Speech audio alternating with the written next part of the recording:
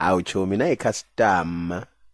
Lo wami chomi ngimbona qhamuka lapha. Mngani lo straight. Nithi ngoba vele udzakiwa umboni. Akunandoda straight ke michomi.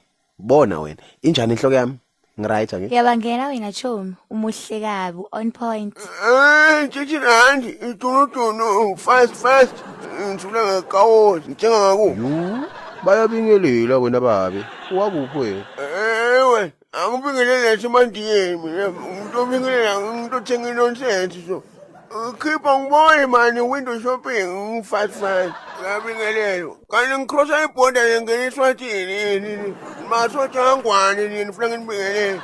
Babe waze waba rude shem. Yo chomi, uzungcolile nje ugezile babe.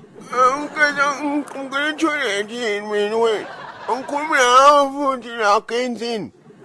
Ngikhuluma nana. Chichi randi. Samplif. Ungangenge into lenje ihlazo phela. Babe le ndolo ifuna kuyadura nje yathi mara. Okay, 31 rand ngifaka 1 rand. Kumbe ngibambise ngefoni. Ngiyacela manje. Kumbe ngitoshiya lipass lami ke manje. Kumbe certificate sami sasebandleni. Nibambe zona siyadura 1.5. 100 rand, angathi kuwe chomi. Yo bani? 250 baba. Not negotiable. 250 kukumka ejakeni. Hayi, ngumbuka abanye. Banguna ngani? Uyabona lapha ekhoneni lapha baba. Nethi na uqedza kujika uthi khona lo ntomthola lapha. Akana nkinga shem. Uzojabulela lo 30 rand wakho baba. Shaya vele ngiyahamba. 250 ngene ngungweni. Lento eningishayo niyothitha ilanga yome kulimvula ihambe ukudlula imoto yonuka oil. Abani thengisa 15 rand right. Madam.